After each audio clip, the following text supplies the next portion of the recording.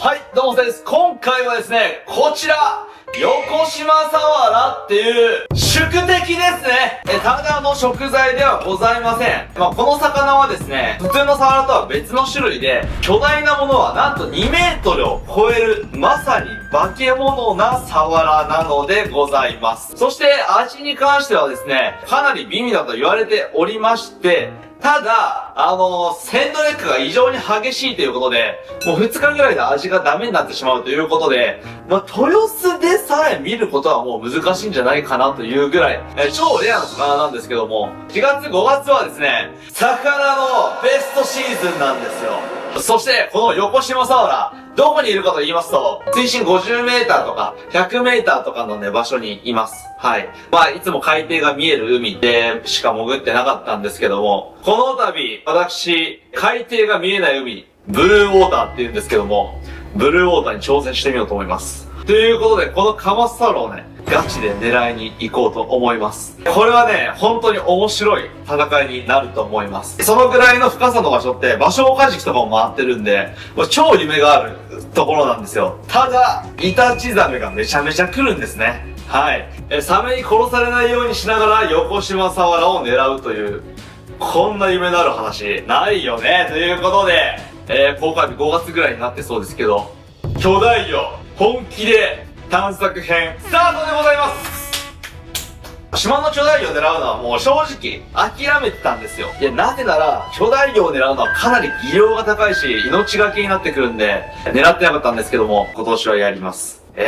こんな魚ついて死ぬなんてお前アホなとか思うじゃないですか。ついてこれ水中樹のラインがあるでしょ。でこれ大暴れしてこうやってぐるって巻かれたらもうそのまま死にます。ぐるって巻かれないようにしなきゃいけないんですけど、どっち行くかなんてわかんないから。それとか、水中銃撃って、ラインがあるんですけど、ラインが手に絡んだりとかしたら、もうそのまま海底で死亡です。はい。まさに命がけな戦いをするんですけども、俺は水産工場の社長にもなったし、そんな危険なことしたらあかんよなとか思って控えてたんですけども、実際俺のやりたいことって何やったんやって。自分に問いかけてみて、巨大に取ることやんと。改めて思いましたんで、ぶち上げていこうと思います。はい、というわけで我が宿敵を観察していきましょう。こいつは体長130センチ、重さは11キロの個体ですね。横島サワラっていう名前なんですけども、昨日まではシマシマがあったんですけど、1日経ったんで、このシマシマがね、なくなっちゃってますね。これだとただのでかいサワラにしか見えませんね。はい。で、サワラってあんまり獰猛なイメージないんですけど、歯やばいですよ、これ。小魚食う用の歯ですね、これは完全に。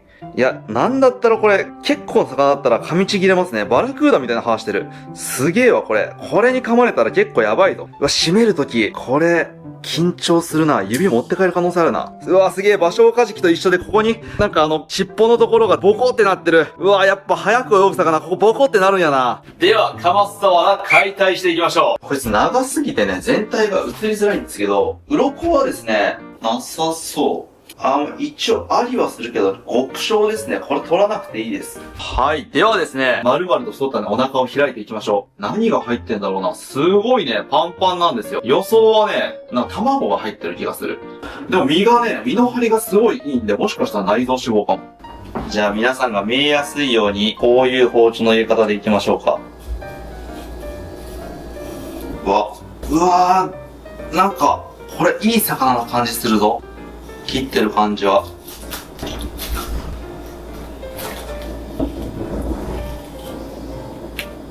意外とハラミが分厚い。そして、ちょっと内臓傷つけないようにちょっと集中してます。これパンパンなのは浮き袋でしたね。はい。ちょっとこのままだと内臓取り出しづらそうなんで、頭落としてからそこから内臓落としていきます。はい、それでは頭を落としていきましょう。胸びれの後ろから包丁を入れていきましょう。で、内臓を傷つけないように。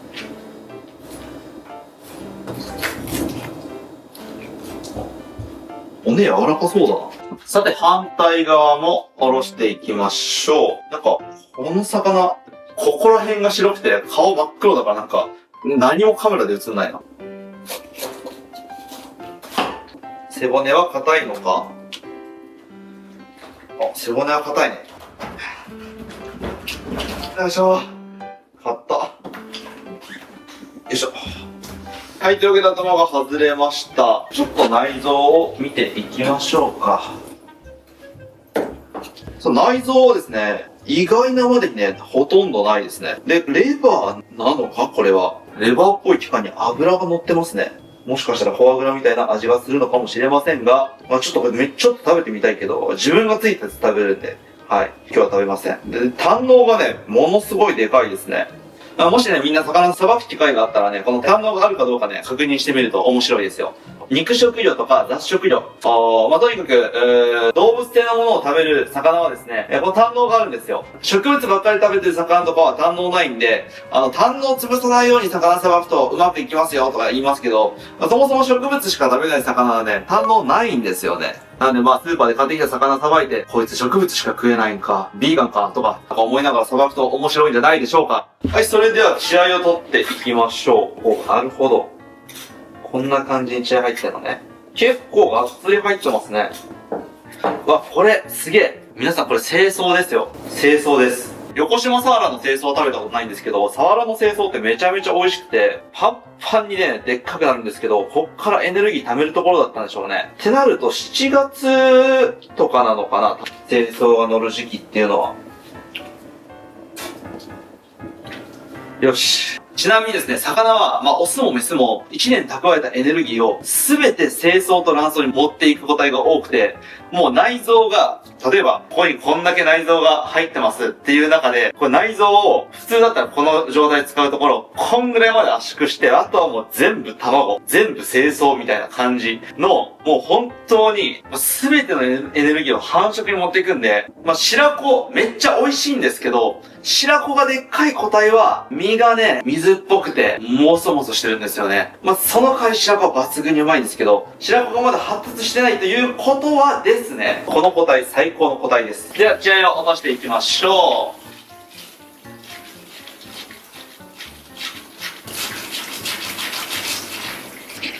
う。はい。だいぶ綺麗になりましたね。もうちょい綺麗にするか。うわー、めっちゃ脂乗ってる。大トロやん。うまそう。浜湯さんとこの本サワラは炙りで食べれてたけど、こっちのサワラ炙りで食えるの？炙りで食うなら鱗取った方がいいのか？鱗ついてんのかな？ついてんなぁ。炙りで食うために鱗取るか。これ鱗取らんでいいと思う。めんどくせえ。では、3枚におろしていきましょう。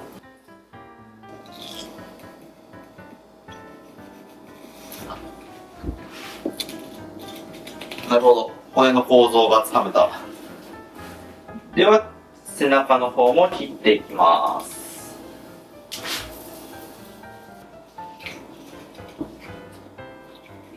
うわ、身が分厚っ。骨柔らか。これどうなってるの？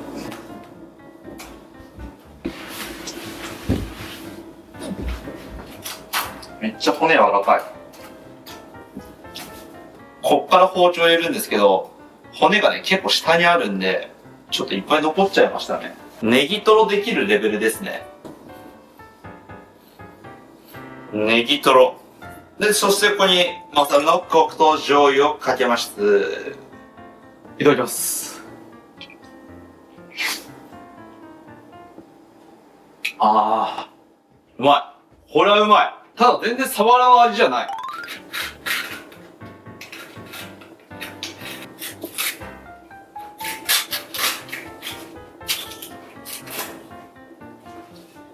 逆にデバの方がさばきづらい魚いるんだな。ここに背びれが入ってますんで、ちょっと変な感じだと、ここか。ちょっとカッコつけて、やったことないやり方してみたんですけど、ちょっと失敗してますね。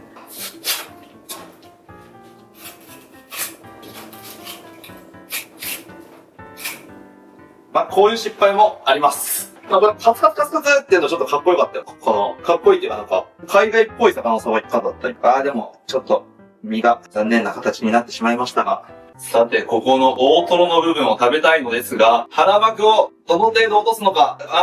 どうしよう。全部落とすか。これ、ちゃんと落とせるかな。緊張するな。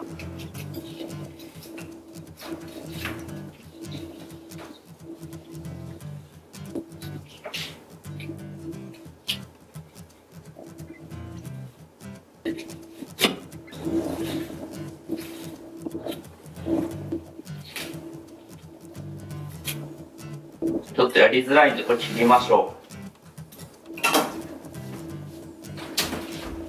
胆のがね、大きすぎて、その胆のの色がついてるんですよね。この胆のの色がついてると臭そうなんで、これは取っていきましょう。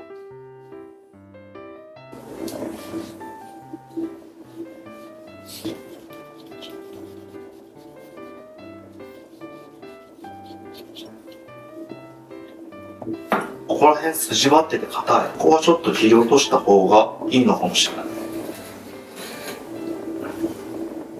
硬いです。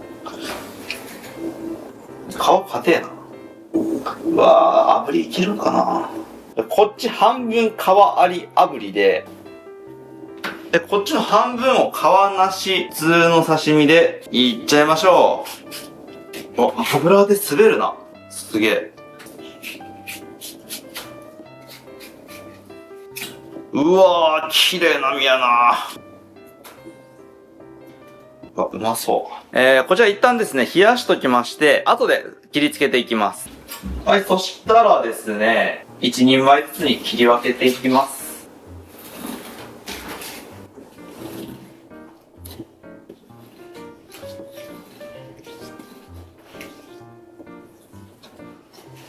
ちなみにこれ味噌漬けとか西京漬けにするとまたね、美味しいらしいです。もうなんかそんなこの個体は水っぽいなって感じはしないんですけども、なんか結構水っぽい個体が多いらしくて、鮮度持ちやすいみたいなんで、若干そういう保存食系何かにつけて食べられることが島では多いですね。こんだけでかいね、サワラ1日で食べきるってね、大食い YouTuber でもない限り、なかなか難しいですからね。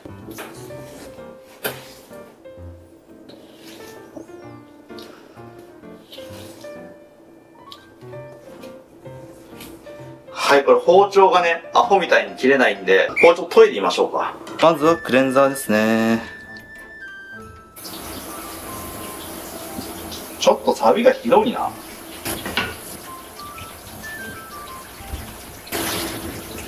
はい、ということで、多少サビはマシになりましたね。はい、包丁をね、研いでいきましょう。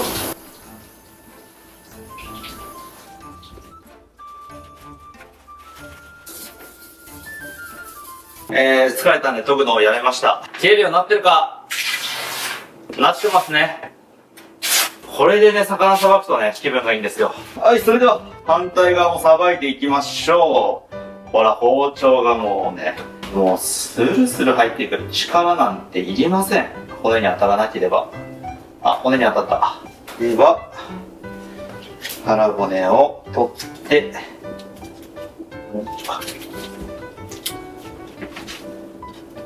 この若干ヒレが残ってるんで、ここら辺もスッと切っていきましょう。で、血合い骨も切っていきましょう。下手くそだ。皮張って。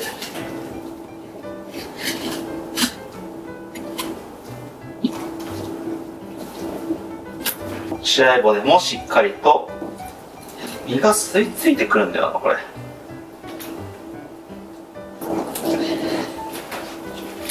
しっかりと外していきましょうと。で、ここからさっきと同様にですね、同様に切っていきます。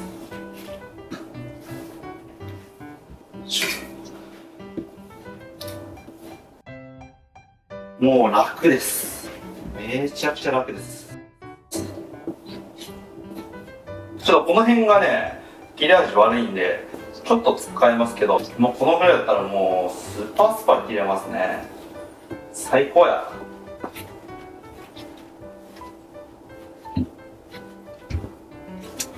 OK。はい、ということでやっと全部切り身になった。切り身にしたものはですね、友達のボディービルダーに贈呈します。いつかボディコンテストに出た時にあのサワラを食ったと言ってもらいましょう。と、ここで宣伝挟ませていただくんですけども、ただいま全額キャッシュバックキャンペーンを行っております。7777円以上購入していただいた方の中から10名様に全額キャッシュバックキャンペーンを行います。5月6日の19時にですね、イベント締め切らせていただきまして、5月6日の19時から抽選会 YouTube ライブをしますので、ぜひ皆様、ふるってご参加くださいということと、マグロジャーキーが15袋9000円とかなりお得になっております。宣伝は以上です。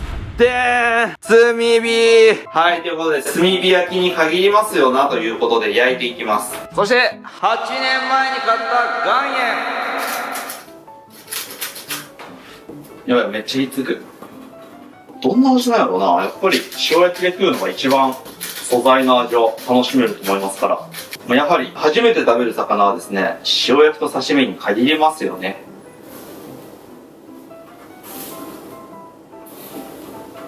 よし、いい感じに焼けてきてる。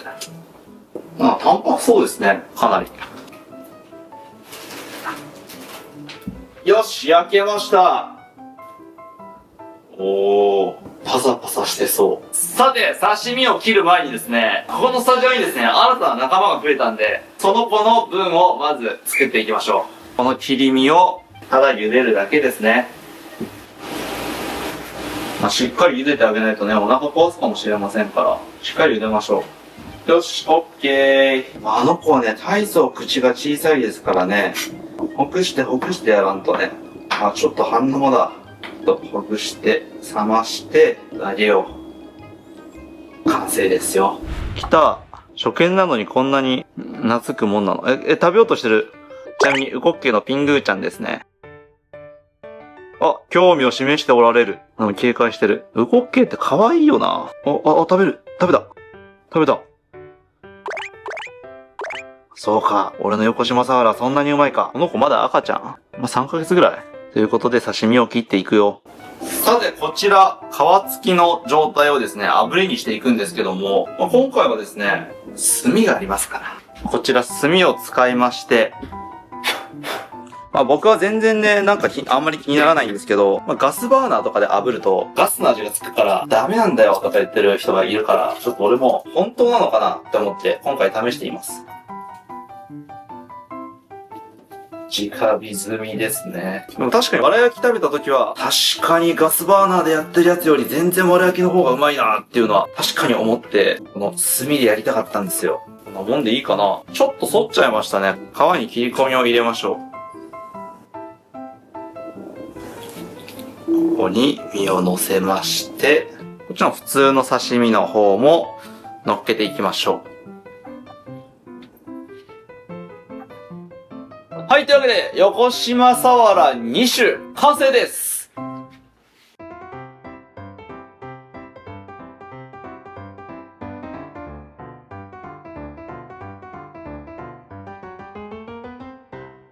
はい、というわけで、完成しました。いただきます。初の横島サワラ。ちなみに本土ではもう絶対出会えないであろう幻の魚ではあるんですけども、沖永良部島では1日10匹ぐらい釣る人は釣りますね。結構います。そんだけおるんやったら絶対つけるよな。あとは東京。というわけで、刺身からいただきます。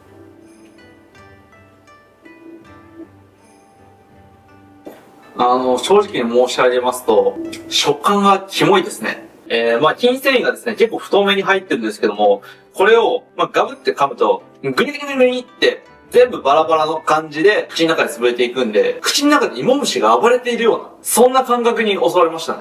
で、取れて1日しか経ってないから、身が結構硬め。結構身がブリブリな身してるから、びっくりした。決して美味しくないわけではないんだけど、想像と違うリアクションが来たから、驚いてるだけ。何この食感。これは、俺これ寝かした方が絶対美味しいと思うんだけど、どうなんだろうね。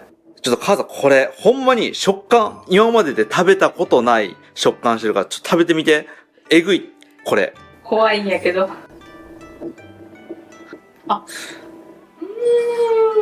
初めて。これが口の中で一個ずつ全部バラバラに。バラバラになってしかもなんか噛んだら弾けるからさ。噛んだ口の中でバラバラバラって。びっくりだよね。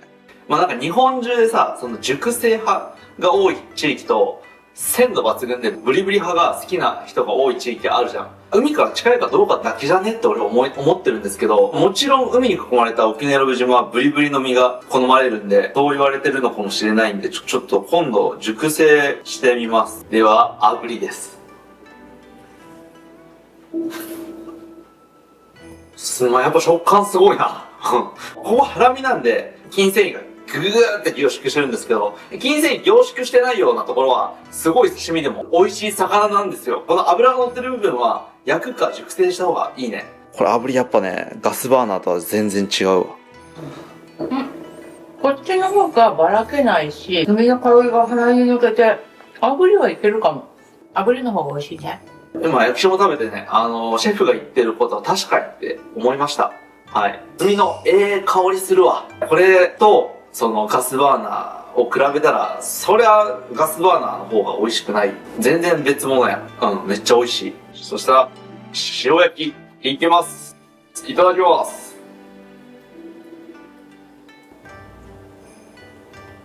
まあちょっとパサパサしたマダイみたいな味ですね。こいつは塩焼きじゃねえな。刺身は抜群にうまかったんですけど、塩焼きはちょっと微妙かもしれんな。はい。はい、というわけで、ごちそうさまでした。いやー、でもこの魚を我が身一つでつけると想像するだけでちょっと震えてきますね。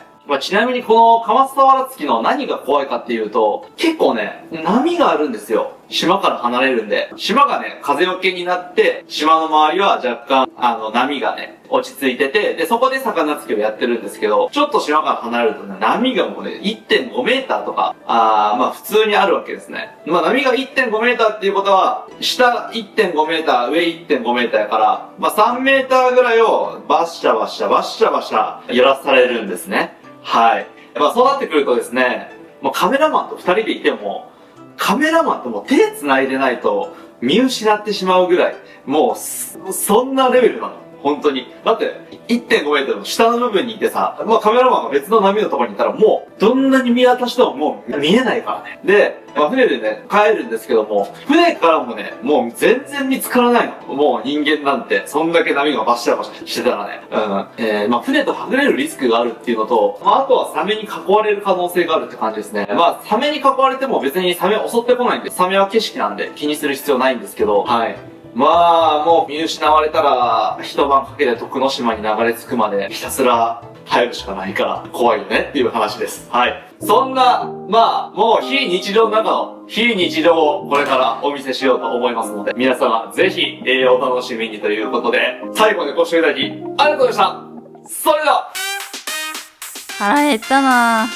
そういえば、やばい漁師にもらったやつ、美味しいのかな。なんだこの噛み応えは。硬さが蒸気を逸している。噛めば噛むほど溢れ出す旨味という名の爆弾が口の中で爆発して止まらねえ。しかもこれで太らないだって。ダイエット中の私は食べれるの最高すぎる。美味しい。